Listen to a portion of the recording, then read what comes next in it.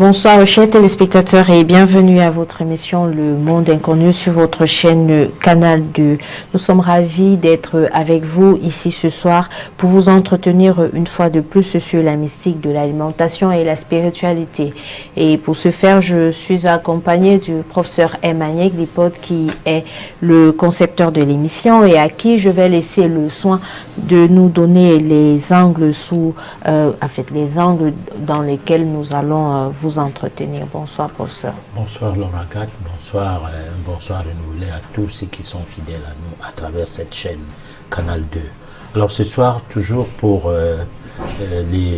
une série d'éditions sur le même thème, la mystique de l'alimentation et la spiritualité, nous entrons à la 18e partie de ce décryptage porté sur l'alimentation. Alors ce soir, c'est les rapports occultes entre les aliments et la maladie en première partie, et la deuxième partie, ça sera bien sûr l'influence occulte de l'alimentation sur la santé. Voilà, Laura Gat. Alors professeur, qu'est-ce qui serait à retenir à la fin de cette émission? Alors à la fin, c'est que nous voulons expliquer que on veut soutenir, on veut insister sur le fait que si on mangeait bien, on serait spirituellement bien. C'est-à-dire on serait sans maladie, on n'allait jamais tomber malade.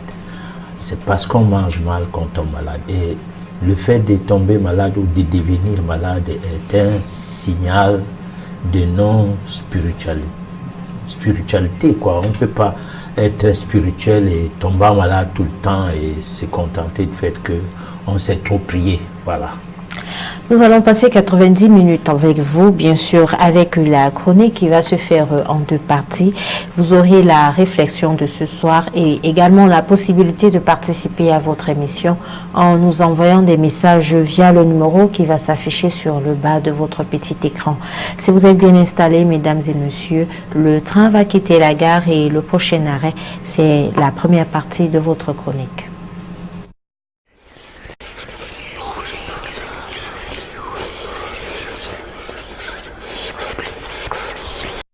La mystique de l'alimentation et la spiritualité, 18e partie.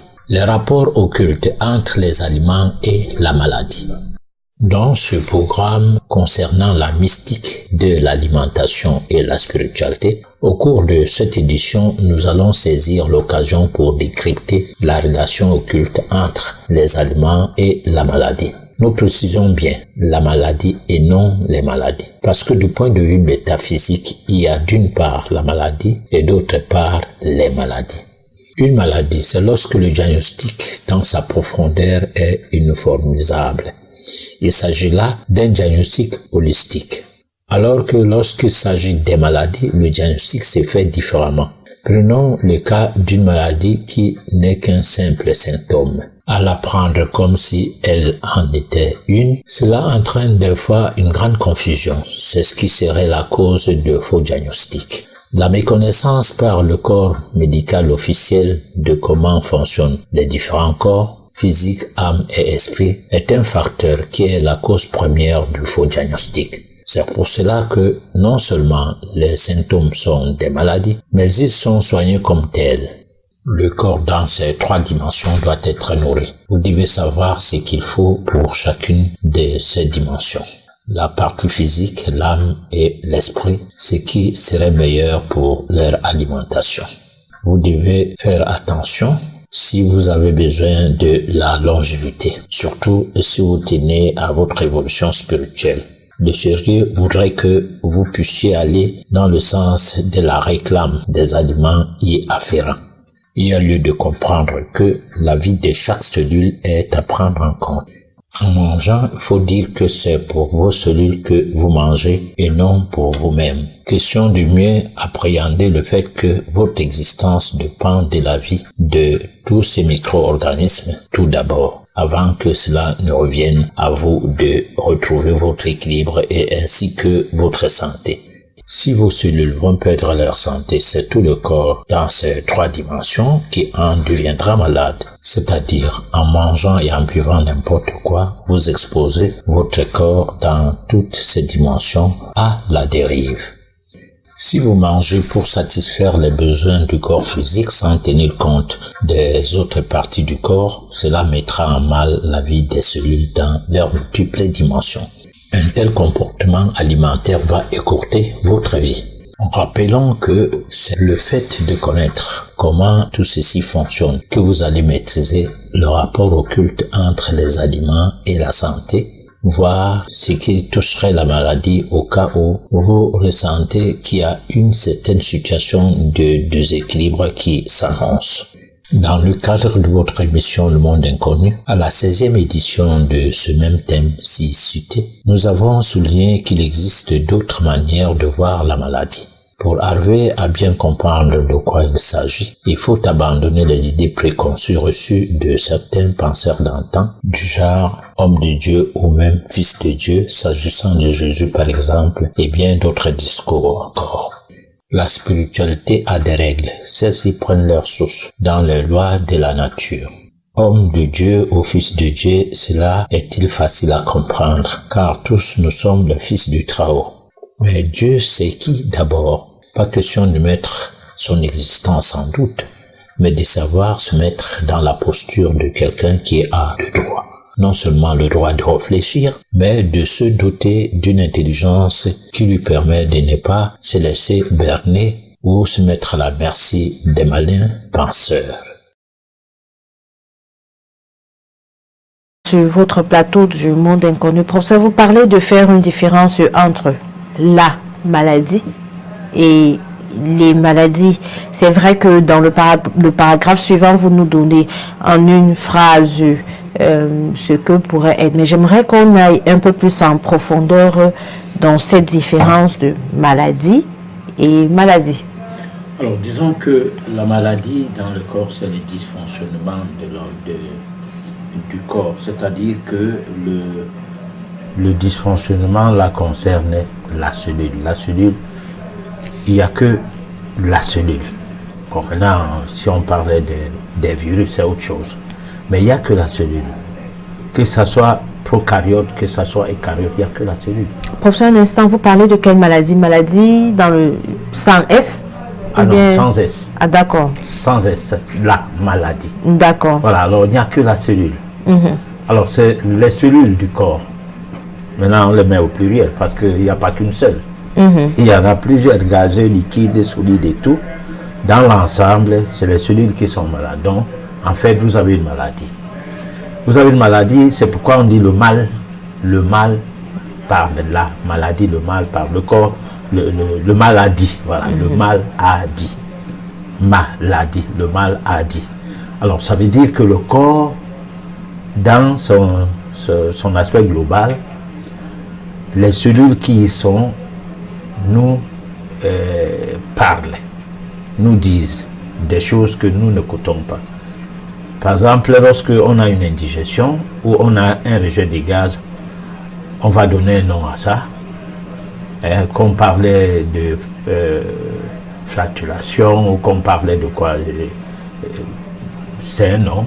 Mais il se passe que au niveau digestif, les cellules qui y sont un peu encombrées, essayent de se bousculer et puis le gaz sort. Alors, surtout au niveau du côlon. Ça peut être un mal que nous ressentons au niveau de l'estomac. Alors, ce mal que nous ressentons au niveau de l'estomac, c'est toujours les cellules qui sont en train de s'exprimer. Les cellules dont le mal est en train de dire « arrêtez de faire telle chose ». Faites attention par rapport à telle autre chose. Et ces choses-là, c'est les choses que nous faisons au quotidien. Par exemple, nous mangeons plusieurs sortes de nourriture dans une journée. Et dans cet assemblage des particules et atomes de nutriments, il peut s'avérer que d'abord, on n'a pas beaucoup alimenté notre organisme en oxygène. L'eau, on n'en boit pas. On boit plutôt de l'alcool. Le mal de l'alcool, c'est que l'alcool, c'est la chaleur. Alors, la chaleur dans le corps, qui est déjà chaleureux, donc au fourneau, ça ajoute la chaleur dans la chaleur. Donc, ça augmente, ça va produire un taux d'acidité un peu élevé. Alors, on a donc une maladie qu'on l'appelle paludisme, ou qu'on l'appelle grippe, ou qu'on l'appelle, je ne sais pas moi, angine, ou qu'on l'appelle comment, on a un mal. Alors ce mal est centré sur quelque chose. C'est quelque chose peut être l'indigestion, parce qu'en fait, 90% de nos maladies, pour ne pas dire 95 ou même voire 99, pour ce qui est des maladies qui sont internes, qui sont des maladies qui ne concernent pas une pollution, qui concernent une dégradation fonctionnelle ou un dysfonctionnement quelque peu entre le système nerveux, le système glandulaire et le système organique. Alors, l'ensemble de tout cela, c'est la maladie et c'est le mal qui parle, c'est le mal qui dit. Par contre, les maladies, ça relève de quelque chose qui nécessite à ce qu'on fasse le diagnostic différentiel. Donc là, son diagnostic est différent du premier diagnostic qui est holistique. Pourquoi? Parce que ce diagnostic qui est celui du mal qui dit concerne l'intelligence à porter vers ce qui ne va pas exactement dans le corps, donc vers la cause. C'est-à-dire, on se pose la question, qu'est-ce qui est cause de la maladie? Parce que quand on suit les télés et les radios, même les grandes radios mondiales, comme elles se vendent souvent, dans leurs programmes de santé, on a l'impression que on ne connaît pas la cause de la maladie. Parce que lorsque on analyse une maladie, on bute seulement sur ce qui a été dit, ce qu'on peut lire dans un dictionnaire médical ou bien dans une encyclopédie comme étant la cause. Si c'est les migraines, on va te dire ça fait ceci, ça fait cela. Si c'est les céphalées, le mal de tête est monté, descendu. Si c'est que c'est une indigestion, bon, à la limite, si on peut apostropher l'alimentation, on va parler de l'intoxication alimentaire ou d'une indigestion dont on ne connaît pas la cause. Mais chaque fois qu'on ne comprend pas d'où provient quelque chose, on est incapable de faire reculer la chose. Ça fait donc que la majorité des maladies sont taxées des maladies, disons, chroniques et même incurables. On a un diabète le diabète qui est incurable, on a l'hypertension qui est incurable, on a l'hépatite qui est incurable, on a le palud qui est incurable, il faut tout boire les médicaments et se méfier des moustiques et se mettre sous la moustiquaire, on a. Entre-temps, on ne donne aucun conseil, on ne coache pas les malades sur le mode de vie, sur leur manière de s'alimenter, en refusant de leur prescrire des médicaments, comme pour les amener à comprendre que la priorité n'est pas à consommer quelque chose, mais la priorité est à changer son mode de vie. On ne le fait pas. Alors donc, c'est parce que le diagnostic s'est fait différemment. En métaphysique, on pense que le mal parle, le mal a dit. Et même en médecine traditionnelle, c'est ce qu'on sait. Quand je parle de la médecine traditionnelle, je fais allusion à la médecine africaine, plus précisément, parce que on ne prend pas de l'âge pour rien, on prend de l'âge pour pouvoir transmettre son expérience. Après une quarantaine d'années de recherche, on peut arriver à des conclusions telles qu'on ne lit plus les livres, parce qu'on n'est pas resté que livresque. Mais on a vécu des expériences à partir de ce qu'on a observé. On a donc trouvé que le résultat obtenu en valait la peine d'être communiqué. Par ce chef, on est donc en train de savoir distinguer ce qui est du diagnostic de la maladie et ce qui est du diagnostic des maladies, donc la maladie avec S. Alors le diagnostic de maladie avec S, c'est quoi? C'est que si tu as les chutes de cheveux, tu vas voir un spécialiste. Si tu as des problèmes dermatologiques, il y a quelqu'un là qui va s'en occuper. Il va faire son diagnostic. Le mal des dents, quelqu'un sera là pour les dents. Alors, aucune fois, on ne sait que dans les 32 dents, c'est réparti par rapport au foie. Quand le foie est malade, c'est tel genre de dent qui est malade. Quand l'estomac est malade, c'est plutôt tel dent, tel groupe de dents qui est malade. C'est pour cette raison que les dents qui prennent des caries souvent, c'est les dents les mêmes d'un côté comme de l'autre, en haut comme en bas. Ça peut être bien le dysfonctionnement du foie, ça peut être le mauvais fonctionnement du pancréas ou bien ainsi de suite. Donc ces dents sont les sonneries. Les sonneries, c'est-à-dire que lorsque quelqu'un est à la barrière, il est devant les portails de votre barrière, il appuie le bouton, ça va sonner dans la chambre. Au lieu de casser la sonnerie, il faut aller vers la barrière pour demander qui c'est. Alors, quand on a mal à la dent, au lieu de casser, d'enlever toutes les dents, il faut chercher à savoir quel est l'organe qui ne fonctionne pas. C'est pas ce qu'on fait. Allez, directement des bourreaux des dents qui se passent pour les gladiateurs avec un équipement méchant, allez, toutes les dents commencent à sauter. Si bien qu'il y a des gens qui ont déjà perdu plus de 10 dents, mais on continue à enlever. On dit souvent que quand on enlève tous les dents, quelqu'un devient plus sage. Je ne sais pas si c'est vrai, mais puisque moi je peux enlever toutes mes dents, je ne saurais pas comment expliquer ça. Voilà. Alors pour ça, vous, en fait, vous nous avez fait comprendre déjà au début de la chronique que la maladie, le mal a dit, ça c'est dans le cadre métaphysique, et maladie avec ES, apparemment serait dans la médecine classique. Mais maintenant, est-ce que la maladie de cette médecine officielle n'aurait pas une conception, alors une perception dans la métaphysique, tout comme le mal a dit? Alors je pense que non, parce que la métaphysique n'est pas une philosophie commerciale pour pouvoir permettre à ce que les gens se gavent des gadgets de santé, entre guillemets, pour ne pas dire des gadgets d'une certaine médecine, prétendument destinés à prouver que on a vraiment un mal. Alors, lorsqu'on est malade en métaphysique, on pense à beaucoup de choses. Si c'est une maladie héréditaire, on pense à la malchance. On pense, à la malédiction, je vais dire. C'est-à-dire qu'on pense que vous avez hérité de vos parents quelque chose.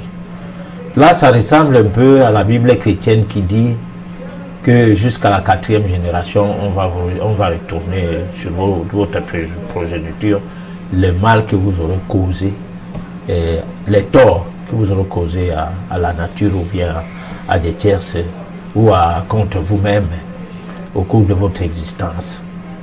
Alors, maintenant, il y a aussi des mots, par exemple, des mauvaises prises de décision, tant du passé que du présent. Ça, c'est des mots karmiques, qui sont en rapport à ce qu'on peut appeler malédiction, qui peuvent être aussi un choc en retour, c'est que vous avez posé des actes et que vous reviennent contre. Parce que même quand vous décidez à faire quelque chose en termes de vengeance, cela peut avoir une portée boomerang dans votre futur. Parce que c'est comme on dit souvent, nul n'est censé se faire justice. Alors personne ne se doit de se venger de quoi que ce soit, parce que souvent ce qui nous arrive par la suite de nos prises de décisions des vies antérieures, qui arrive à ce qu'au cours de cette vie, on soit dans une situation assez difficile, mais qu'on doit gérer. On doit gérer sans trop faire de l'extrapolation, des pratiques qui vont alourdir encore son karma.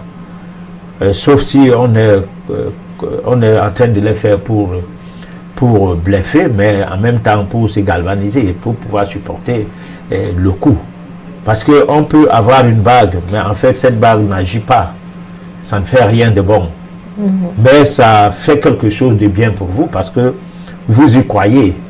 Hein? C'est comme les chapelets. Quelqu'un peut mettre son chapelet au cou, ou bien il met ça au niveau de ses hanches, et il s'habille. Alors lorsqu'il marche en route, il est un peu assuré. Il s'est dit, bon, mais je me suis protégé. Mais si une autre personne qui n'y croit pas et qui marche avec et que l'accident lui arrive, on ne va pas dire que le chapelet ne l'a pas protégé. Mais on va dire peut-être qu'il n'y croyait pas. Donc, mais je dis, les maladies sont des facteurs de remboursement des dettes, en quelque sorte. Ça peut être une dette du genre, tu as mal mangé de l'enfance jusqu'à aujourd'hui et tu as engraissé. Et là, c'est une dette. Contre quoi? Contre soi-même. Pourquoi? Parce que vous avez refusé d'être intelligent. Et par manque d'intelligence, vous avez enfreint aux lois de la nature. Pour les avoir transgressées, vous en êtes puni. Parce que parmi toutes les lois du monde, seules les lois de la nature sont incorruptibles. Et là, vous avez une maladie qui est liée à votre karma, c'est-à-dire à vos prises de décision qui partent de votre passé, lointain ou pas, de votre présent, et qui s'affirme au présent comme un mal qui est en train de dire son mot, et dont vous devez étudier la provenance, c'est-à-dire la cause première, voilà. D'accord. Mais, professeur, tout à l'heure, vous aviez fait allusion également assez dans la question des sonneries. Est-ce que la maladie dans la médecine moderne ne serait pas aussi, je ne sais pas, des sonnettes pour nous dire attention, il y a quelque chose qui ne va pas? Bon, faisons simple. Si quelqu'un, toute la journée d'hier, se portait bien, à manger ici, à manger là et tout, surtout les petits-enfants, et qu'à 4 heures du matin, se ballottent sur le lit, les parents n'arrivent plus à se ressaisir, tout le monde se lève, on va au chevet de son lit, on essaie de le mobiliser, on n'arrive pas. La température ne fait qu'augmenter. Il y en a d'autres qui ont des tensions, comment on appelle ça, des thermomètres à la maison. Allez, on prend la température de l'enfant après des 41 degrés. On essaie de le tremper dans l'eau, rien. Allez, du coup, on prend la voiture, on est à l'hôpital. Alors, mais là, quelle maladie la personne a? La personne n'est pas malade. Pourquoi toute la journée d'hier, elle n'était pas malade? C'est seulement cette nuit. Mais c'est parce que sa digestion, dans la plupart des cas, je précise bien, je ne dis pas dans tous les cas, parce qu'il y a des situations où la personne est malade souvent. Mais je parlais d'un enfant qui est bien, qui n'est presque jamais malade, ou bien qui a des petites fièvres qui passent de temps en temps, et on n'a pas besoin de lui faire boire les médicaments pour pouvoir voir ces fièvres-là passer. Alors, résultat, on se retrouve dans une situation où il faut absolument l'interner. Maintenant, quand on le prend, première idée du thérapeute, c'est qu'on doit lui placer la perfusion. Je parle le cas d'Afrique. Bon, pourquoi? Parce que c'est un malade à retenir et pour facturer, il faut qu'on lui trouve le lit et directement une perfusion avant les examens. De quoi il souffre? Rien. Personne ne dit rien. Les parents disent qu'il a bien dormi hier, mais on ne sait pas ce qui s'est passé. Alors, des cas pareils, avant, ce n'est pas comme ça que ça se passait quand il n'y avait pas la médecine coloniale que vous appelez moderne. L'homme intelligent savait que lorsque l'enfant a bien joué hier toute la journée, avant de dormir, il n'avait aucun problème. Ça veut dire qu'il y a une interférence alimentaire au niveau de sa digestion, quelque chose s'est passé. Alors, première chose, on lui baisse la température en utilisant des méthodes simples. Le bain de vapeur. Si c'est un petit bébé ou bien l'enfant est très, très mignon, on y va dans la vapeur avec l'enfant. Si on juge que c'est un bébé carrément, bon, qu'est-ce qu'on fait? On lui fait le bain de siège. Le bain de siège chaud, et la transpiration va se passer au niveau du haut du corps qui n'est pas baigné dans l'eau. Et la température de l'eau doit être maintenue à plus de 40 degrés, ça va faire chuter la température et directement on purge l'enfant. C'est fini. On n'a pas fait la magie. Alors, ces genres d'enfants ne développent pas maladie avec S. Jamais. Il va se mettre à jouer. Il n'a besoin d'aucun soin. Les conditions dans lesquelles les aliments, les particules alimentaires se sont mises ensemble n'étaient pas idoines. Et la réaction a entraîné un mal. Et le mal s'est mis à dire que me voici, il y a quelque chose qui ne va pas. Alors, et on a compris qu'il y avait quoi? Qu'il y avait à dire qu'est-ce qui se passe là, instantanément, avec cet enfant-là, comme ça. Voilà. Donc, on n'a pas un problème. Nous autres, moi, je dis tout à l'heure, après des années d'expérience ou d'expérimentation de ces histoires-là, et par rapport au passé de l'Afrique, et ce qu'on a écouté de ceux qui nos devanciers, on arrive à une conclusion, c'est de faire quoi? D'essayer. C'est ce qui est embêtant pour les intellectuels d'aujourd'hui, que pour le peu qu'il a des diplômes, ça veut dire que l'Afrique, ça ne vaut plus la peine. Pourquoi? Parce que ce n'est pas l'Afrique qui l'a formé. C'est le colon qui l'a formé. Quand le colon formait quelqu'un chez lui, que c'est quelqu'un du terroir, il formait quelqu'un qu'il doit abrutir. Parce qu'il veut que son hégémonie marche. Le blanc abrutit le blanc. C'est pourquoi il ne faut même pas parler du blanc. Parce qu'un blanc, c'est lui qui est impérialiste. Ce n'est pas un problème de peau. Parce que si ce n'est que la peau, mais attends, les gens souffrent en Europe, aux États-Unis, de la médecine officielle. Ils n'ont pas besoin de cette médecine, ils se sont constitués en des groupes.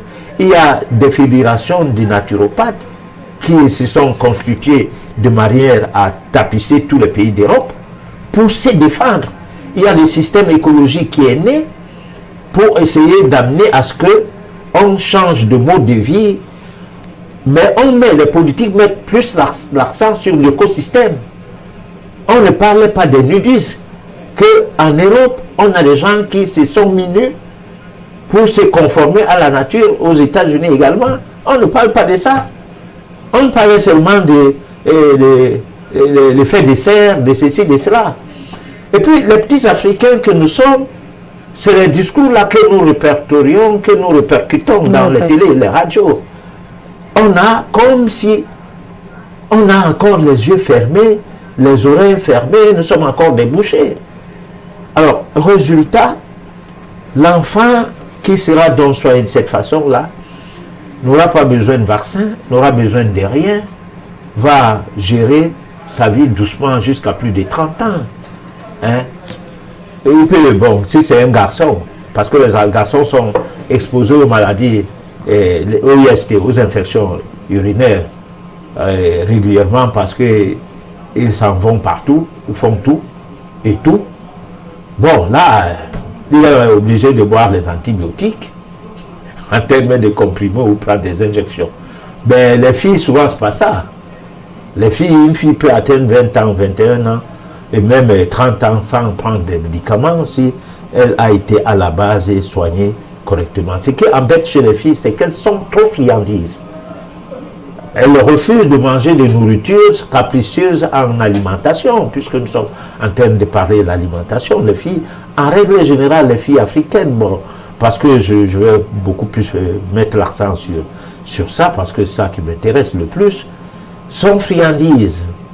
Elles ne mangent pas du riz, elles ne mangent pas de macabo, le plantain, il faut les frire, et il faut prendre des pommes frites, des omelettes et tout. Bon, là, elles fragilisent aussi leur organisme à force de boire des sucreries qui ont des colorants. Ces règles douloureuses se développent, prennent une autre ampleur et les anti-inflammatoires commencent à être consommés et d'aucunes, à cause de ces anti-inflammatoires, ne vont plus procréer. Alors, donc, il y a tout un tas de choses qui tournent autour du fait que mal manger, mal diagnostiqué, maladie chronique par la suite. Alors, professeur, revenons aux 3 dimensions du corps. L'esprit, l'âme, mais surtout, moi je dirais les 7 corps. Parce que on a vu ici lors d'une étude qu'on avait, alors mal manger, sucreries, friandises et tout ce qui va avec. Quel est l'impact que tout cela peut avoir sur notre corps en globalité, c'est-à-dire en prenant en compte les 7 corps. Disons, on essaie de particulariser les aliments en 3 dimensions. Pourquoi? Parce qu'il y a d'abord 3 types d'aliments. Il y a l'oxygène qui vient à travers l'air, il y a l'hydrogène avec l'eau, il y a les nutriments avec les nourritures et qui sortent du sol particulièrement, en dehors de ce que l'industrie pharmaceutique, les supermarchés et tout nous proposent. Alors maintenant, ça fait dans les 7 corps, 3 corps qui englobent plusieurs corps à la fois, dans les 7, pour qu'on fasse simple. Parce que si on entre dans les méandres de ce discours-là, on va s'y perdre. Je vais m'y perdre particulièrement, et si je me perds, je perds tous ceux qui me suivent, bien évidemment. Alors maintenant, l'esprit, qu'est-ce que l'esprit peut manger? Quelle est sa nourriture? Sa nourriture, ça peut bien être l'eau, non, mais ça peut bien être l'air. Maintenant, l'âme, sa nourriture, ça peut bien être quoi? Les nutriments, dont le morceau de macabo, le pain ou quoi? Non, ça peut bien être l'eau. Le corps, cependant, a besoin des nutriments, parce que c'est du corps qu'on trouve les lipides, les glucides et les protéines. Ce n'est pas de l'esprit ni de l'âme. Donc, en mangeant, pour alimenter le corps de manière globale, l'âme, l'esprit et le corps, il faut tenir compte de la catégorisation des aliments. On ne doit pas manger sans tenir compte qu'il y a certains corps qui ont besoin de se nourrir. Donc, c'est pourquoi on relève que lorsqu'on s'occupe que de son corps, on ignore complètement qu'on a l'esprit en soi, que l'âme existait, on fait mal à d'autres parties de son corps, le corps global. Mais sauf que ce mal n'est pas vu, professeur. Comment est-ce que je vais donc me rendre compte que effectivement je suis en train de faire du mal à mon corps que je ne vois pas? Alors justement, quand on mangeait pour l'esprit, on mangeait pour l'âme et on mangeait maintenant pour le corps, on ne tombe pas dans l'indigestion. C'est difficile. C'est-à-dire en mangeant, on prend conséquemment les aliments en tenant compte que là maintenant je mange pour nourrir l'esprit, là maintenant je mange pour nourrir l'âme, et là maintenant je mange pour nourrir le corps. On ne tombe pas malade. La maladie, en fait, est beaucoup plus placée sur l'excès des mauvais nutriments. Non, sur les mauvais nutriments et l'excès de bons nutriments. Parce qu'il faut bien mettre l'accent sur ça. Les mauvais nutriments sont les nutriments qu'on ne devrait même pas manger. Des choses venant produisant ces nutriments. Par exemple, l'œuf non fécondé, on ne devrait pas manger ça. Mais aujourd'hui, les villes ne peuvent pas manger d'autres œufs que ces œufs-là.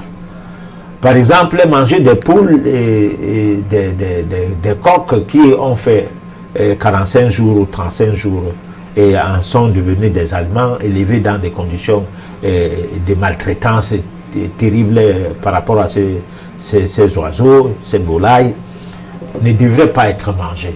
C'est des choses qui attaquent, c'est-à-dire non seulement parce que tout ce qui met la maladie au niveau du corps, parce que c'est des nutriments qui correspondent comme aliments du corps, perturbent le fonctionnement du foie, de l'esprit, et en même temps perturbent le fonctionnement de l'âme. C'est pourquoi ces nourritures-là nous conduisent à la mort. La mort, c'est quoi? C'est la manière de chasser l'âme du corps. Parce qu'en fait, l'âme est dans le corps et le corps, c'est le véhicule. Je parle du corps physique. Et lorsque vous mangez d'une certaine manière, l'âme ne va plus continuer à rester dans ce corps. Ça devient nauséabonde, ça devient vivable et c'est tout. Et puis maintenant, l'âme va partir. Mais professeur, on a l'habitude de dire communément, on dit tu bois, tu meurs, tu ne bois pas, tu meurs. Oui, mais attends, mais c'est les gens qui ne sont pas spirituels. Mais ils vivent comme des... Bon, mais attends, les chiens, je ne les insulte pas. Mais les chiens vivent mieux. Un chien sauvage sait à quelle heure manger. Et quand il mange, il se rassasie. Il prend le morceau de viande qui reste, creuse le sol, enfuit ça dedans, et puis pousse la terre et urine à côté. Et s'en va. Il attendra lorsqu'il aura faim pour revenir à l'endroit. Hein, grâce à son frère. Il va se retrouver et puis il va prendre sa nourriture, il va manger. Si encore un reste, il remet dedans. Il a des provisions. Et ces provisions-là, le noir le faisait avant. Lorsque, avant, on récoltait beaucoup de macabo, ou bien le manioc. Alors, qu'est-ce qu'on faisait? On creusait le sol et on essayait de mettre un peu de feuilles, de feuilles de bananier, par exemple, et un peu de cendre tout autour, et on mettait les macabos sur ça et on couvrait tout légèrement sans que ça ne soit au-dessus parce que ça risquait de pousser. Alors, on sait combien de temps ça doit mettre pour que ça ne se gâte pas. On n'avait pas besoin de frigo, de réfrigérateur et tout, de congélateur, on n'en avait pas besoin. Et on conservait. C'est vrai qu'aujourd'hui, avec l'éclosion démographique, on ne peut plus avoir de l'espace pour pouvoir conserver. Les gens, même au niveau de leur habitation, ils n'ont même pas de jardin, ils n'ont même pas de cour.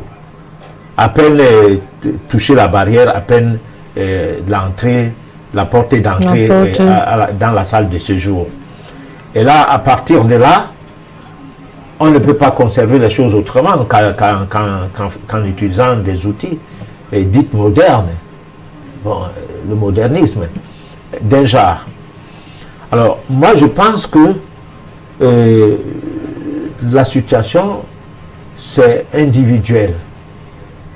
On doit réfléchir. C'est pas si je suis en train de répondre à ta question, mais on doit y aller individuellement pour pouvoir s'en sortir. Parce que si on veut écouter ce que les gens disent, si on ne compte que sur ce qu'on a appris à l'école, si on ne sait pas que cette école a été mise en place pour le formatage de nos cerveaux, afin de nous impérialiser, c'est-à-dire l'exploitation de l'homme par l'homme, parce que l'esclavage va toujours exister tant qu'on ne donnera pas la possibilité aux gens de s'intellectualiser autrement. Parce que l'intellectuel qu'on a aujourd'hui, c'est le réciteur de cours. Alors, tu dis ce qu'on t'avait dit, et celui qui t'a dit, lui aussi, on lui a dit, ainsi de suite. Et on se retrouve dans une situation où on a dit c'est chaud, pourquoi? C'est là le diagnostic commence. Parce que ce diagnostic de pourquoi on nous enseigne certaines choses, ou de nous enseigner d'autres choses, nous entraîne nous-mêmes à nous cultiver. Comme pour dire qu'un homme qui a fait l'école mais qui n'est pas cultivé n'est pas loin d'être dans la même catégorie que les illettrés, entre guillemets. Parce que qu'est-ce que ça veut dire? C'est parler français, d'accord, il connaît les lettres, il est lettré, bon, d'accord. Mais attends, mais jusqu'à quel niveau sa réflexion va dans le sens du discernement? Parce que celui qui est rusé rencontre la rusée en faculté de médecine, ça lui permet d'escroquer les femmes et qui, en gynécologie, viennent en consultation. Et la grossesse n'est jamais sans problème. Parce que si ça n'a pas de problème, il ne va pas gagner gros. Et qu'est-ce qui lui fait gagner gros? C'est l'université. Parce que quelqu'un qui n'a pas fait l'université, même s'il s'est opéré, il n'a pas le droit d'opérer. Parce que le jour qu'il va opérer et qu'il lui arrive un danger, tant pis.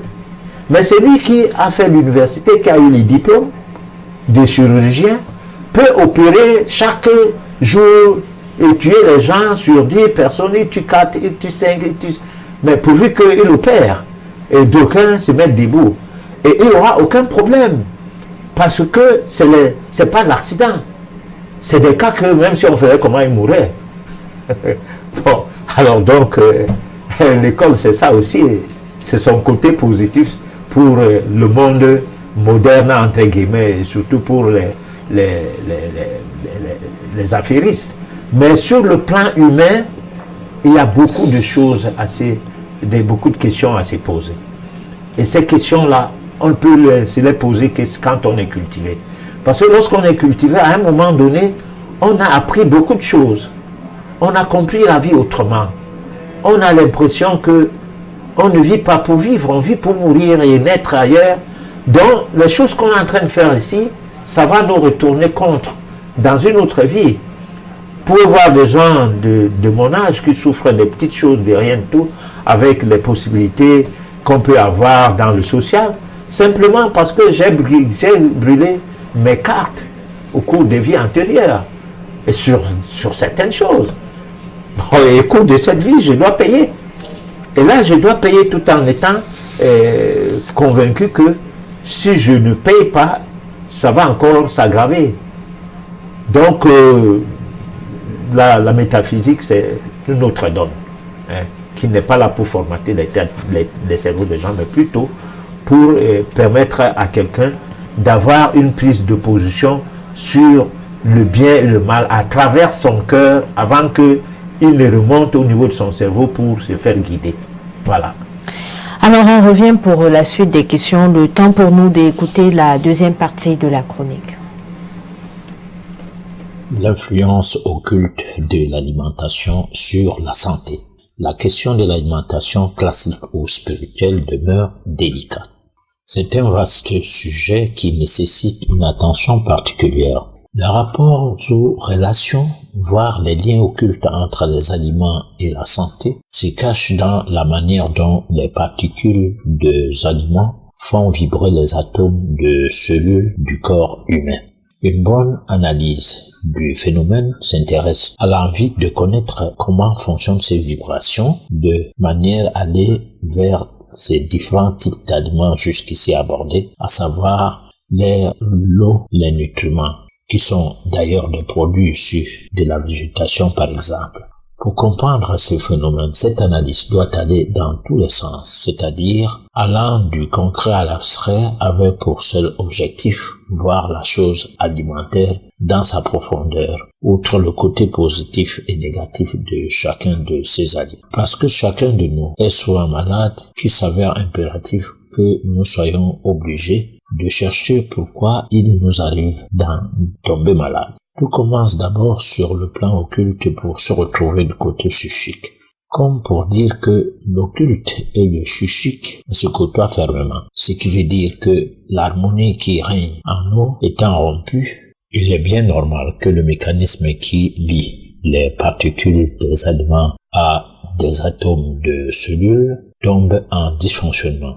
À vouloir vous pencher dans les méandres de cette analyse qui va dans le sens de trouver la profondeur de toutes ces vibrations vous permet de tomber dans une forme d'intelligence qui va vous amener à mieux comprendre les rapports qui existent entre l'occulte de l'aliment, le corps et la santé. C'est grâce à une alimentation de pureté que vous resterez en santé tout le long de votre vie, car c'est la pureté qui guérit aussi. Voyons en quelques exemples comment vous pouvez perdre votre santé au profit de maladies tant aiguës que chroniques. Si dans vos boissons, vous consommez des colorants tels que la tartazine et 102, vous serez sujet de maladies telles que l'asthme, les troubles de la vue, l'insomnie, certains cancers. Vous allez connaître des avortements accidentels à cause de ces effets tératogènes et même la résistance aux antibiotiques pour ne citer que ce seul colorant. Le sucre, par contre, peut entraîner des cancers et doit être remplacé par le miel de qualité. Le lait provoque la production de mucus, généralement dans le côlon ou dans le conduit intestinal, pour les cellules cancérogènes. La viande rouge est acide, difficile à digérer et censée causer des maladies cardiovasculaires, etc. Alors, professeur, avant d'entrer dans le vif du sujet de la deuxième partie de la chronique, permettez-moi de revenir sur la première partie. Vous nous aviez dit tantôt que la maladie 5S, donc le mal à dit, était une sonnette pour notre corps qui nous dit attention, il y a quelque chose qui ne va pas.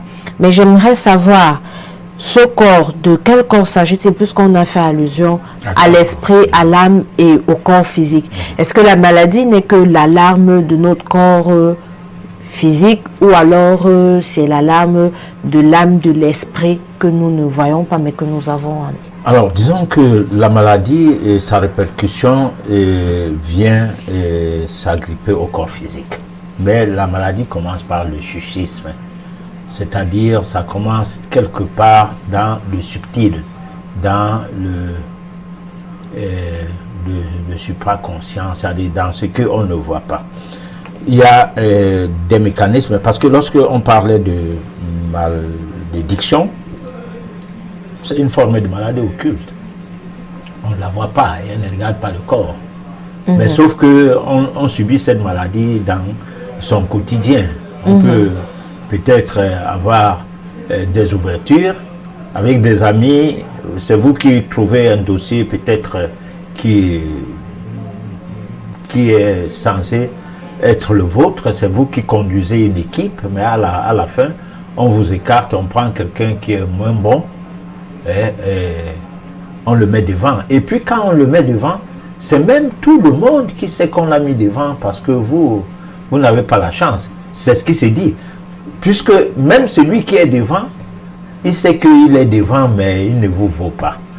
C'est pas vous, par orgueil, qui se dit, mais on m'a écarté, pourtant l'autre, il est un vaurien. Non. C'est que la personne en question se voit obligée de venir coopérer avec vous pour pouvoir tenir bon. Et vous êtes obligé d'accepter ça comme ça, parce que si vous ne l'acceptez pas, on va vous écarter carrément. Donc vous continuez à faire le travail pour quelqu'un qui est incapable de faire ce travail-là, mais pendant ce temps, c'est la personne-là qui tient la baraque. Donc, ça, c'est des maladies. Maintenant, ça, c'est une maladie qui peut entraîner même des difficultés sur le plan sentimental. Vous n'arrivez pas à vous marier. Ça peut entraîner des difficultés sur le plan, bon, j'ai dit professionnel déjà, j'ai décrit comment ça peut bien aller. Et vous n'avez pas de maison, vous n'avez rien. Et même quand vous avez votre salaire par moment, vous venez de prendre l'argent à la banque parce que vous avez des virements. Vous décidez que vous prenez l'argent pour aller acheter le lopin de terrain le jour-là. Vous vous entourez même des gars pour dire que la fois dernière, on m'a arraché de ça. Aujourd'hui, bon, j'ai mes amis avec qui je suis bien. Mais c'est ces amis-là qui vont monter encore les gens, même vous, même eux, même toi. Tout le monde est dans le coup. Et on reprend tout et tu fais rien dans la vie. Tu te poses la question, mais quelles sont ces affaires, quels sont ces blocages et tout? C'est toujours la maladie. Là, c'est un aspect de maladie qui est lié à l'âme. C'est la maladie de l'âme. Parce que ton âme, elle ne fait pas partie de ton corps comme partie inséparable. À un moment donné, l'âme va quitter le corps pour continuer son chemin. Parce que l'âme, c'est nous. Nous, ce n'est pas la carcasse. Tout à fait. Voilà. Maintenant, ça, c'est la maladie. Maintenant, la maladie du corps, c'est le cancer, c'est le diabète, c'est l'hypertension, c'est la fièvre, c'est tout cela. Mais sauf que ça a toujours une connivence avec l'aspect subtil. La connivence, là, c'est que si vous aviez une bonne vie, vous ne pouvez pas développer des maladies cardiovasculaires, par exemple. Ça veut dire quoi? Ça veut dire que vous n'allez pas boire des médicaments, vous n'allez pas boire des boissons de commerce, Vous allez prendre peut-être de temps en temps des cures de respiration, de temps en temps les cures d'eau. C'est la chose la plus partagée parce que on peut rester affamé sans manger pendant une semaine, mais si on a l'air, on a l'eau, on vit bien. Il suffit seulement qu'on dise, bon, mais je n'ai rien à manger sur le plan nutriments, mais j'ai à manger, j'ai le pramal, j'ai l'air. Je vais consommer l'air là et je vais boire de l'eau. Alors, à partir de là, on peut dire que vous êtes en train de jeûner, mais vous ne jeûnez pas, puisque vous consommez suffisamment d'air et vous buvez normalement de l'eau. Vous allez passer une semaine sans grand problème. Vous allez maigrir, voilà, mais vous n'allez pas maigrir comme si vous étiez malade. Vous allez plutôt mincir. C'est-à-dire que tout ce qui est déchet dans votre organisme va petit à petit gagner le dehors à travers les urines et à travers parfois des petites transpirations et tout. Et vous aurez donc gagné quelque part en quelque chose. Parce que dans l'Antiquité, il n'y avait pas des obèses. Ce qui est une preuve que les besoins de santé ne sont pas liés au surpoids. Non. On a au début dit de certains malades qui mouraient maigres que c'est le sida. Mais on a été étonné que les gros gens en mourant aussi, on a dit qu'ils avaient le sida. Pour moi, c'est des choses, quand je les observe, ça me fait un peu rigoler parce que il n'y a que des gens qui ne veulent rien comprendre, qui ne comprennent rien. Pourquoi? Parce qu'ils ont appris à apprendre. Ils n'ont pas appris à comprendre. L'école, c'est ça, on apprend, on ne comprend pas. Si on veut comprendre, on va troubler les cours, on vous sort des classes de temps en temps, et puis les parents ne seront pas contents. Parce qu'ils investissent pour que tu leur donnes les résultats. Et toi, tu vas à l'école pour eux. C'est pendant, et ils te disent que c'est pour toi. Parce qu'ils disent que tu auras tes diplômes. Non, on ne sera pas là. Mais par contre, ils te demandent le résultat pour l'argent qu'ils mettent à l'école. Tout ça, ça va dans tous les sens, quoi. Pardon. Alors, professeur, la deuxième partie de la chronique, notamment le dernier paragraphe, vous parlez de la viande rouge comme étant pleine de déchets. Moi, j'aimerais savoir, dans la viande rouge, on prend le bœuf par exemple, il n'y aurait aucune partie qui soit, je vais dire, comestible au point de ne pas nous polluer à un niveau, ou alors c'est carrément à proscrire de son alimentation. De toute façon, le rapport occulte entre les aliments et la maladie, ou bien alors l'influence occulte de l'alimentation sur la santé, veut dire quoi? Veut dire que nous parlons des vibrations. Alors, les vibrations, tout est vibratoire. Ma baguette est vibratoire. Le micro est vibratoire. Tout est vibration. Il n'existe pas quelque chose qui ne vibre pas, parce que même ce qui est perceptible, même ce qui n'est pas perceptible, bénéficie d'un champ vibratoire. Alors, maintenant, les aliments ont une vibration. D'abord, pour ce qui est des bêtes, qui sont nos frères, nos sœurs. Voilà, parce que nous sommes du règne animal. Hein. Tout à fait. Lorsque le cochon ou le porc est en train de grogner, crier quand on veut le tuer, ce serait la même chose d'une personne qui n'arrive pas à supporter la douleur. Hein. Il va crier la même chose, de la même manière. Un enfant, par exemple, quand on le tape, il crie pareil comme je ne sais pas quoi. Alors, c'est la souffrance, c'est la douleur qui fait crier comme ça. Alors, maintenant, vous voulez manger la chair d'un animal du genre qui se sent maltraité et qui vous regarde, ça a les yeux. Ses yeux émettent des vibrations, des ondes magnétiques de maudissement. C'est-à-dire, la bête que vous êtes en train de tuer est en train de vous maudire. C'est pour cette raison que certains éleveurs, surtout ceux du Nord Cameroun, c'est pas n'importe qui tue la bête. Les bœufs, par exemple. Il y a un seul qui, pour 100 bœufs, c'est lui seul qui s'en occupe. Il a des rites, il essaye de les faire, donc comme des pratiques. Et puis maintenant, derrière ça, arrive la mort de la bête. Ça ne veut pas dire qu'il ne va pas lui couper la tête. Il va lui couper la tête. Mais regarde un gros animal comme le bœuf, qu'on met à mort avec un homme. Vous pouvez comprendre. Parce qu'un bœuf qui est déchaîné, même la voiture ne passe plus. Hein. Ça bloque la route. Voilà. Donc, ces vibrations-là vont jusqu'à le pourrissement des cellules, des protéines, de la chair retenue de la bête, la partie de la chair qu'on a retenue pour manger.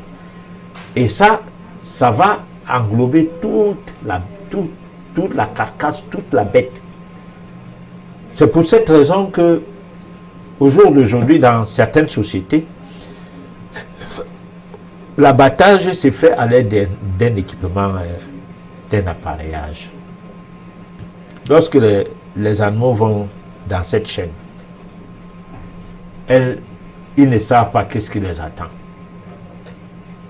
Ils ne se rendent pas compte quand ils doivent mourir.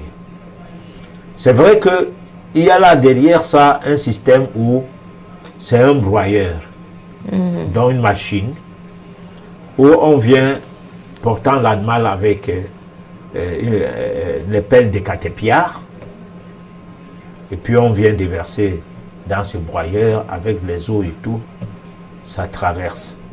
Un jour, on va montrer la vidéo de ça ici, peut-être lors de la dernière édition, parce qu'il faut qu'on en termine. On va aller jusqu'à 21 éditions, si possible, et puis on va clôturer. Nous sommes à la 18e.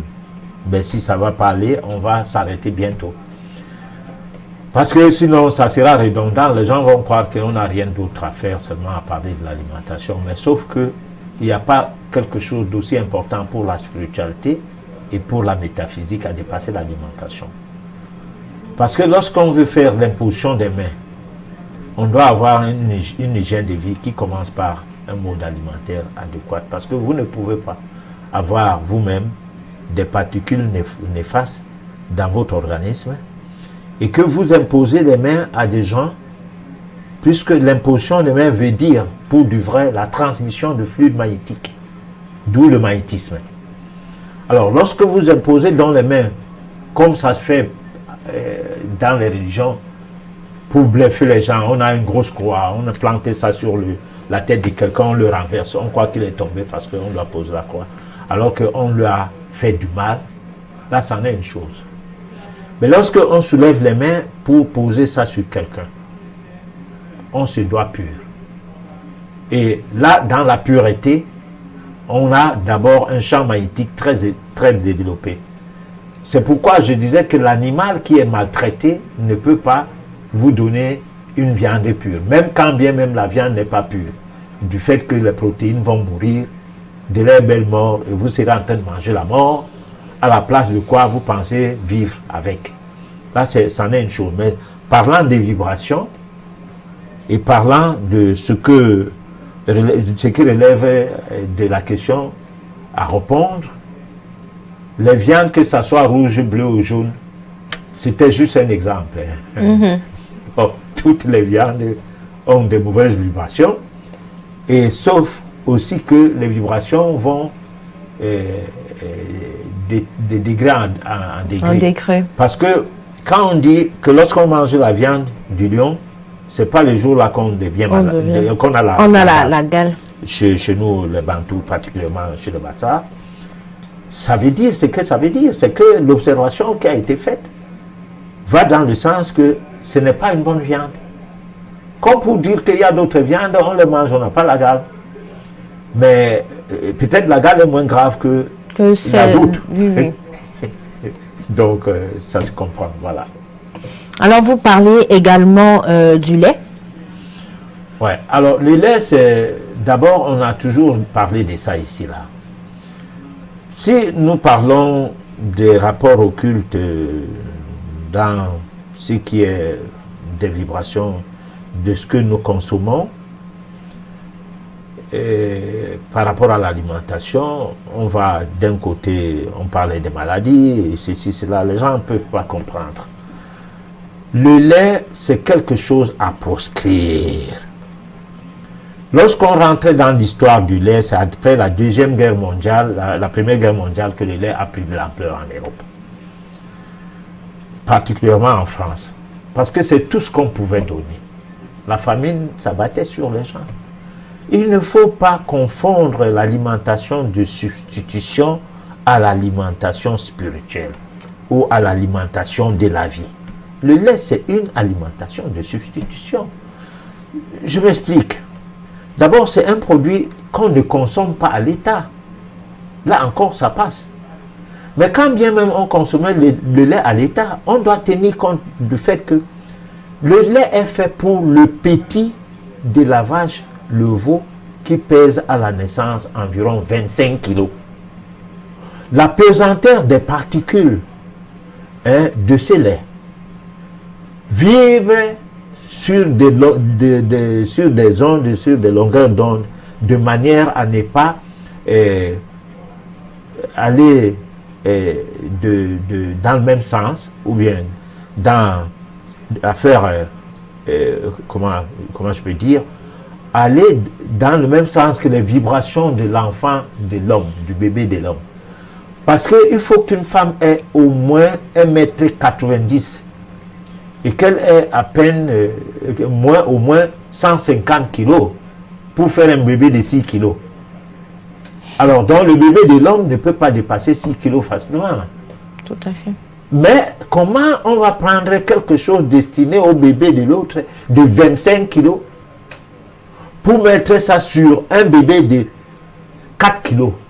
Moi, je suis né avec 4 kg 800. À me donner du lait m'aurait rendu un peu plus idiot que je le suis aujourd'hui, ou bien plus bête que je le suis aujourd'hui. Les gens aujourd'hui ne réfléchissent plus, ou bien ont mis leur intelligence dans l'exploitation de l'homme par l'homme, et ont mis leur intelligence dans des choses qui sont vraiment pas utiles, par le biais des choses qui les ont accompagnés, et les ont accompagnés depuis leur enfance jusqu'à un certain âge. Tout cela défait nos cerveaux et détruisent nos vibrations, et on n'est plus capable de savoir apprécier les choses, la valeur des choses, la valeur de la chose de la vie. On n'est plus capable. Tout ce que nous faisons est bon. C'est pourquoi les gens c'est normal que les gens disent qu'on boit, on meurt. On ne boit pas, on meurt. On mange n'importe quoi, on meurt, on ne mange pas, on meurt. Alors, comme si la mort était une fin en soi. La mort, c'est un changement de vie. La mort n'est pas une fin en soi. Qu'on ne nous dise pas que Dieu continue à créer les gens aujourd'hui. Non. Les créationnistes vont bien nous parler de ce qui se passe pour qu'on ne fait que se multiplier. Et ils vont nous dire, on a dit allez multiplier, vous remplissez la terre. D'accord, avec celui qui les a créés. Mais dans le cadre des études révolutionnistes, moi je suis de ce milieu-là, nous pensons que nous partons de monde en monde, qu'il y a plusieurs mondes, il y a le monde supérieur, il y a le monde dans lequel nous sommes là maintenant, et que notre mission doit s'accomplir avant de passer à autre chose. Si ça ne s'accomplit pas, tu reviens. Si tu commences à faire quelque chose que tu n'as pas fini avec, tu reviens. Absolument. Voilà. Alors, on parlait également du sucre. En disant, il fallait substituer le sucre au miel. Oui. Mais aujourd'hui, on a un problème avec le miel qui n'est pas toujours de bonne qualité. D'autres disent même qu'on ferait du miel avec de la banane. Est-ce que à ce niveau-là, ça ne causerait pas de problème pour l'organisme? Alors, si on peut faire du miel avec de la banane, et que la banane est poussée carrément du sol, bon, ça sera un produit alimentaire. Ça ne sera pas pareil comme le paracétamol. Ça ne sera pas la même chose. En réalité, le problème du miel, c'est un problème crucial. Parce que, en fait, tout le monde va vers le miel aujourd'hui. Et le bon miel, c'est où? Le mauvais miel, c'est où? Ce que je puisse dire, c'est que le miel, qu'il soit bon ou mauvais, il est d'abord le miel. Il est comme une eau, qu'on ait ajouté quelque chose à cette eau, on obtient la sauce. Si on fait la cuisine, on a une sauce. Mais c'est l'eau d'abord au départ qu'on avait, avant qu'on ait mélangé des ingrédients pour obtenir la sauce. Donc il y a les sauces mielleuses. C'est-à-dire que on y met un peu d'huile, par moment on met du sucre, donc on prend du sucre, on essaie de caraméler ça. Après, on mélange avec du miel pour multiplier le miel. Et on essaie de voir si ça diminue le coût et on gagne plus d'argent. Et tout cela. La raison de se poser la question de ce côté-là est la même comme les produits qui sortent du sol, mais cultivés à base d'engrais, qui ont bénéficié des insecticides, des pesticides et tout cela. Est-ce que ces produits sont à 100% nocifs comme les produits usinés? Je dirais non. Sont peut-être à 60%, même à 80%, mais pas à 100%. Parce qu'il y a quand même la matrice, la mère terre qui est touchée, ces produits. Les ont bénis quand même pour que ça pousse, sinon ça n'aurait pas poussé du tout. Parce qu'on peut bien mettre l'engrais quelque part, on n'a pas la récolte. Bon, c'est les palliatifs. On ne peut pas faire autrement. On ne peut pas dire au jour d'aujourd'hui qu'on va tourner le dos à tout. Mais on se pose toujours des questions. Il faut les répondre. Et le fait de se poser ces questions et trouver les réponses, c'est tout un autre problème. C'est ça. D'accord, professeur. On va peut-être en quelques minutes se pencher sur l'insomnie, qui semble ne pas être une maladie, mais qui est pourtant quelque chose qui de plus en plus gêne des gens. On n'arrive pas à dormir le matin, on a la grosse tête et autres. Nous parlons de l'alimentation aujourd'hui et vous avez fait allusion à l'insomnie, parlant effectivement de cette alimentation. Quel est l'aliment qui nous manque, ou alors quel est l'aliment qu'on aurait trop mangé pour avoir les insomnies? Alors les insomnies sont de deux manières ou de trois manières. Prenons les insomnies dans le monde primitif, c'est-à-dire quelqu'un qui vit au village et qui a des insomnies. Ça peut être d'ordre psychologique. Ça peut... Parce que quand c'est la douleur, c'est pas l'insomnie, c'est que tu es empêché par la douleur de tout dormir. À fait. Alors tu n'es malade de rien, à supposer, et tu ne dors pas de nuit, soit depuis ton jeune âge tu fais la chasse. Tu es au village, et toi, les nuits, tu fais la chasse. Alors, les nuits que tu n'es pas en train de chasser, tu rêves comment tu es en train de poursuivre des singes avec ton fusil et tout, ou bien des gibiers dans la brousse avec ta torche et tout. Et là, ça fait l'insomnie qui est en rapport avec ta nature. Maintenant, il y a l'insomnie qu'on a les problèmes. On a l'insomnie. Il y a l'insomnie qu'on a mangé et on a bu des choses. Comme ce que je note là, le colorant tartrazine. C'est un colorant qui a un code E102. Ça provoque des insomnies. Même le E104, c'est un autre colorant pétrochimique.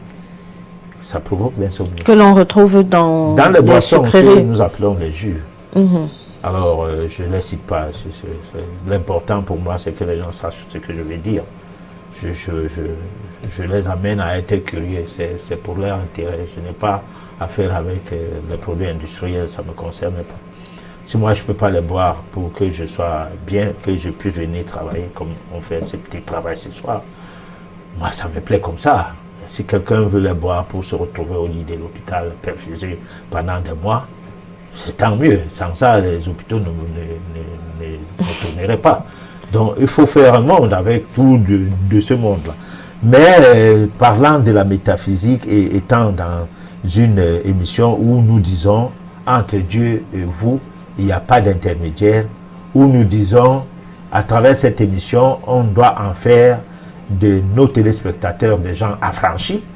Alors nous sommes obligés de mettre le doigt là où ça fait mal, en disant donc que ces genres de colorants-là donnent l'asthme, troublent le sommeil, provoquent des l'urticaire, donc des maladies de la peau, des rhinites, des maladies respiratoires, sont mutagènes, c'est-à-dire ça attaque, ça mute les chromosomes. Les chromosomes sont tératogènes, ça provoque les avortements.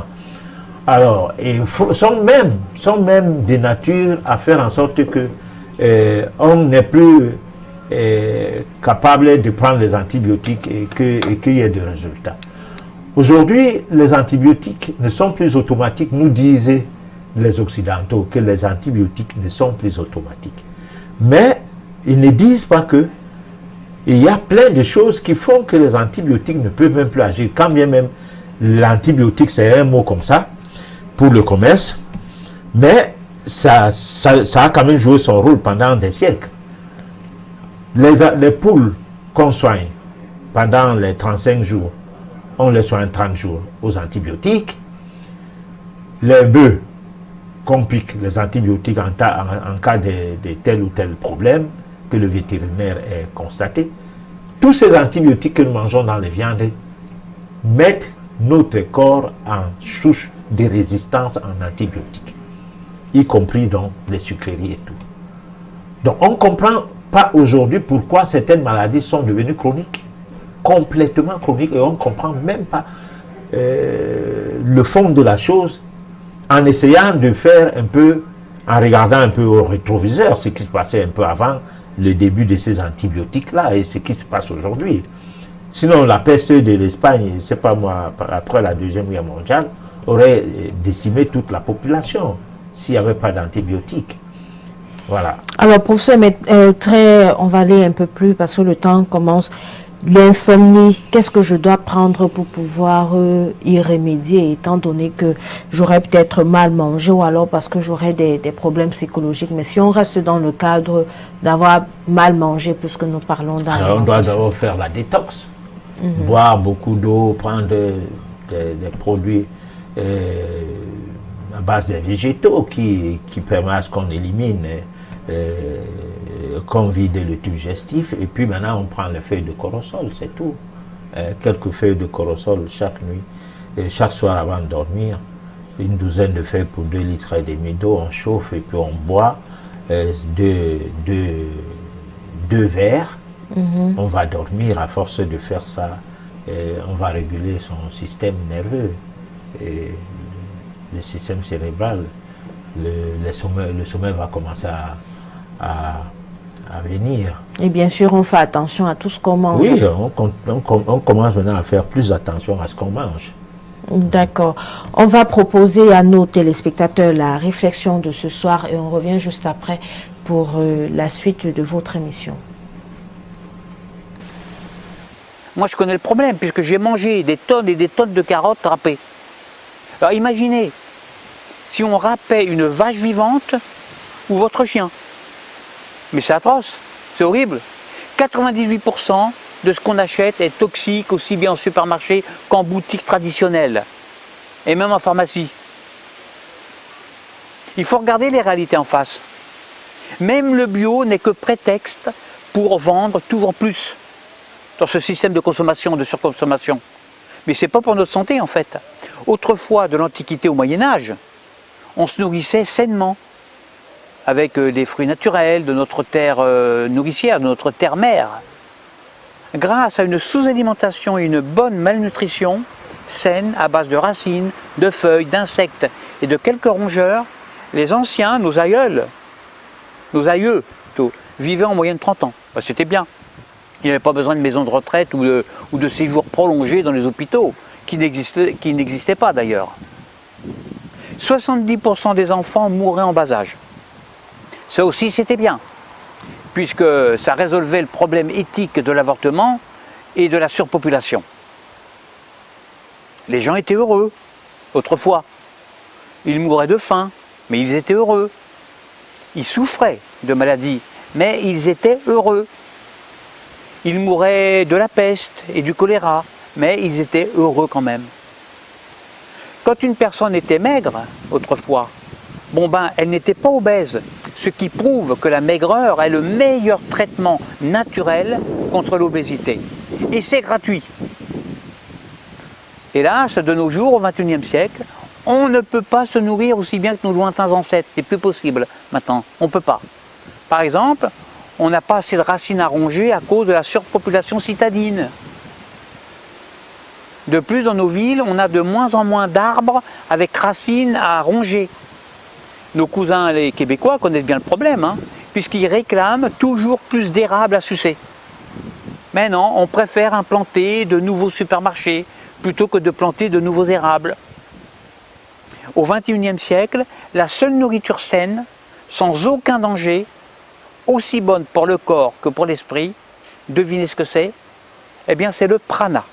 Le prana, c'est une substance spirituelle qui n'existe pas, je vous l'ai déjà expliqué dans une vidéo précédente.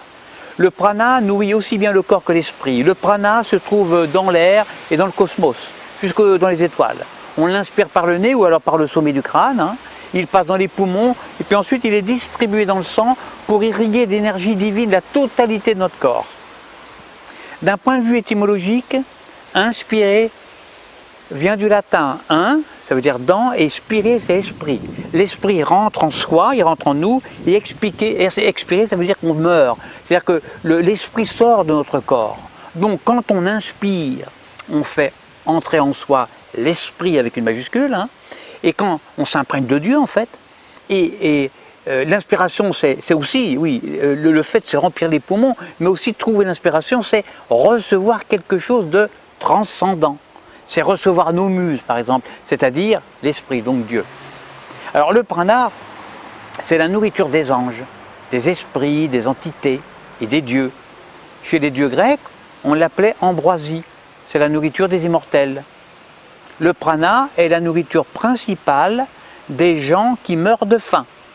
On le voit en Inde, ils en raffolent. Et quand on les dissèque, ils n'ont rien dans l'estomac, ça c'est vrai, mais ils sont gavés de prana jusque dans leurs os. Ça déborde de partout, à tel point qu'on évoque la notion de gaspillage.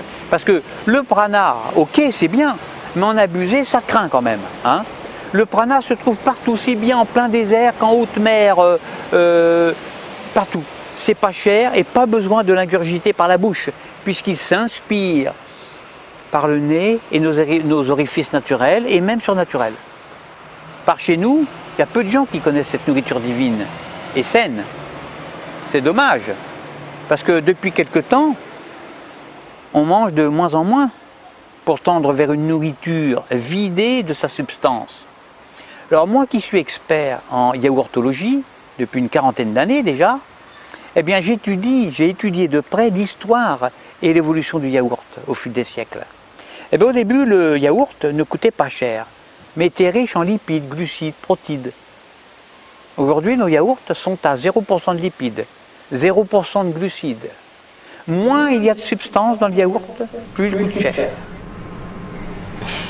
Voilà, de retour sur notre plateau du Monde Inconnu. Professeur, un commentaire sur la vidéo? Le commentaire, c'est que des vidéos comme ça, je crois que ça attire l'attention de certains de nos frères et confrères qui font dans la communication, de savoir aussi tirer le meilleur de ces vidéos pour leurs émissions, afin de faire des petits commentaires dans le social, parce qu'il y a des émissions qui sont de portée sociale et qui passent à des heures de grande écoute, qui bénéficieraient de telles vidéos pour mieux élaborer le raisonnement chez les individus qui les accompagnent dans leurs émissions.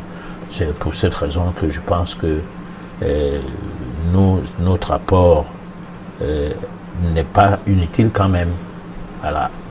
Alors, on va donner la possibilité à nos téléspectateurs d'avoir les réponses aux messages qu'ils nous ont envoyés. C'est le SOS téléspectateurs.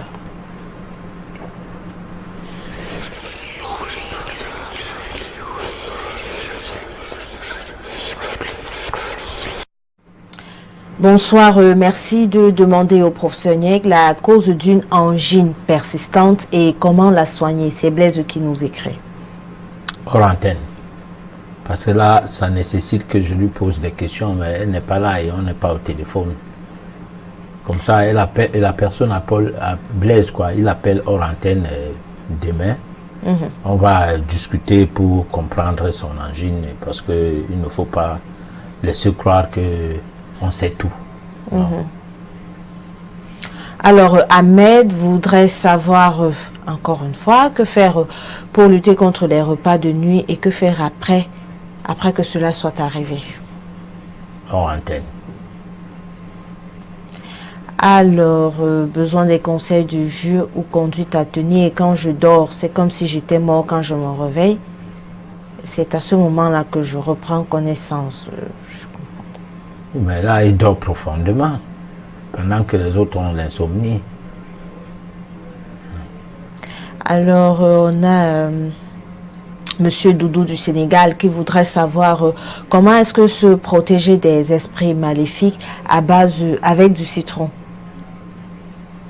Sauf qu'il faut savoir si vous avez des esprits maléfiques. C'est vrai qu'avec du citron, que vous ayez des esprits maléfiques ou pas, ça ne pose aucun danger de porter sur soi le citron.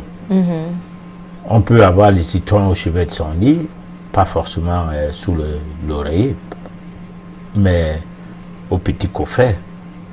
Vous allez remarquer que si le citron l'a pourri, c'est évidemment que vous êtes visité. Mais si ça sèche, ça veut dire que vous n'êtes pas visité. Voilà. Mais il faut absolument que ce soit au coffret Oui, ou alors dans disons, une autre sur un pièce endroit de la maison. De la chambre, un peu vers la tête du lit. Voilà, ça peut être posé là. On peut mettre le citron dans les tiroirs de son bureau et voir la manifestation. Si ça pourrit, c'est que le citron avait à batailler avec les forces maléfiques, des vibrations maléfiques. Mais si ça se sèche, ça devient dur. Bon, parce que souvent c'est comme ça, le citron, si tu le laisses quelque part pendant un temps, ça se durcit, ça ne pourrit pas. Voilà. Alors, Monsieur Ousseni, depuis Ngaoundéré, voudrait savoir pourquoi est-ce que l'oignon n'aime pas les impurs. Mais parce que ça a des vibrations. Et les impurs sont aussi... Parce que les gens ne savent pas une chose. La nature, comme la nature de l'homme, comme la nature végétale, comme la nature minérale, a une double dimension. L'homme a un pouvoir. Ce pouvoir, il maudit avec, il fait la sorcellerie avec, fait plein de mauvaises choses et de bonnes choses avec, dont il bénit aussi. Mais de même, le citron, l'ail, l'oignon ont le pouvoir. L'ail on peut utiliser l'ail pour désinfecter une maison hantée avant de l'habiter, afin de l'habiter un peu calmement par rapport aux personnes qui déménagent à cause de cette situation. Donc il y a dans toutes les herbes, quand vous utilisez par exemple le basilic, les poudres de basilic, le basilic c'est une feuille séchée, on en obtient une poudre que on peut mettre dans un soucoupe et déposer au salon pour l'harmonie du couple. Vous pouvez brûler ça sous forme d'encens, comme vous pouvez déposer ça seulement comme ça. Ça fait que les ions négatifs qui étaient dans la maison disparaissent et ce que les gens viennent avec pour vous diviser, parce qu'il y a des fois les gens entrent dans la maison, jettent les poudres, quand vous les traversez, vous commencez à bagarrer, monsieur et madame, et puis il y a divorce. Alors, si vous avez certaines choses comme les poudres de basilic sur votre guéridon central, vous pouvez bénéficier d'une certaine protection. Donc, lorsqu'on voit une feuille, on ne sait pas qu'est-ce que ça représente en termes de vibration du côté occulte. On ne sait pas. Surtout que nous, on n'a pas les yeux pour savoir les choses comme ça. Déjà, on est fermé, on ne veut pas entendre parler de ces choses. Et malheureusement, la nature nous a tout donné. J'entends dire ça lorsqu'on fait des publicités, mais on n'utilise pas les produits naturels. On utilise des décapants, on y met des dioxydes de titane, des produits qui sont nuisibles à partir de la peau jusqu'à provoquer le cancer. Tout cela, on met de côté la nature. Mais nous parlons de la nature. Et on essaie d'expliquer que naturellement, l'ail, l'oignon, le citron, tout ça, ça a un double pouvoir. Il faut seulement étudier ça et comprendre comment utiliser ça. Alors, notre message, je voudrais savoir, le prof, vous avez l'habitude de dire qu'on doit finir notre mission avant de passer à autre chose. Alors, de quoi s'agit-il exactement?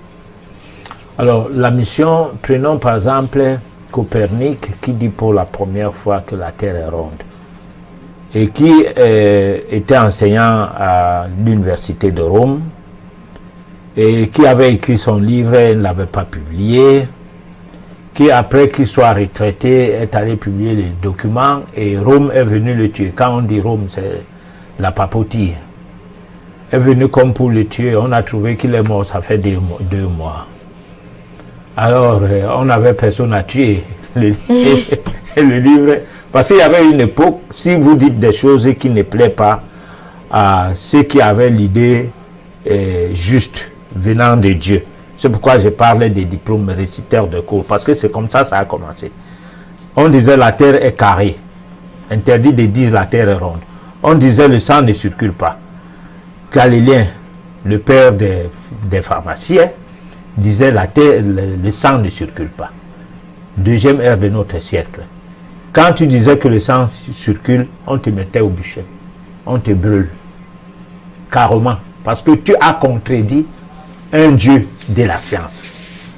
Alors, maintenant, la mission c'est quoi? La mission c'est que le gars qui dit que la Terre est ronde meurt. Là, on parlait de Copernic. Et puis, né à Rome même, Galilée, qui lui, il expérimente à partir des documents de Copernic et tout, l'équipement que Copernic avait imaginé, les longues vues et tout, et constate que, bien évidemment, à partir de cet équipement, la Terre est ronde. Mais qui était Galilée? Galilée, pas galiléen. Galilée était Copernic réincarné. Donc, d'où la mission de Copernic avait commencé tout simplement. Lui, il a enseigné à Rome, il meurt, il naît à Rome et continue la mission, ce qu'il a commencé. Après, il renaît en Angleterre, Newton. C'est les mêmes travaux qui continuent jusqu'à ce qu'il soit né en France, parce que la dernière fois que moi je l'ai vu de mes yeux, il était déjà vieux. Ce Newton-là, il était né en un autre nom d'un Français que je ne cite pas le nom parce que je ne sais pas s'il serait mort à l'heure actuelle ou pas. Voilà. Donc, quand on n'a pas terminé sa mission, lorsqu'on a fait une découverte, on doit aller jusqu'au bout. Si on n'est pas allé jusqu'au bout, on renaît, on continue. Personne d'autre ne peut venir faire ce que tu as commencé avant toi. Alors, la toute dernière question. Bonsoir pour ce, je suis votre émission pour la première fois et j'aimerais savoir si vous avez une école où vous dispensez des cours exotériques. Hors antenne. Vous saurez ça parce que c'est pas compliqué si c'est oui ou si c'est non. On n'aime pas trop parler des choses qui concernent des gens qui cherchent la lumière dans une émission où d'aucuns écoutent seulement. Voilà. Alors pour ça, nous sommes arrivés au terme de notre émission. Un dernier mot pour... Alors, dernier mot, c'est qu'on est encore sur la mystique de l'alimentation. On va vous saouler avec, parce que nous pensons que quand on parlait de la mystique de l'alimentation et la spiritualité, ça veut dire que la base même de notre vie, c'est dedans. C'est dans ça. Donc on ne saurait parler de ça une ou deux, trois fois, puisque on en parle pour ne plus en revenir pour longtemps. Donc il faut y aller jusqu'à ne plus se demander qu'est-ce qu'on n'a pas pu dire, qu'est-ce qu'on a dit, qu'est-ce qu'il reste à dire. Voilà. Alors, nous avions été ravis de vous connaître, nombreux à nous écouter ce soir. Nous vous donnons rendez-vous prochain lorsqu'elle sera mardi sur votre chaîne. D'ici là, portez-vous bien. Bonsoir.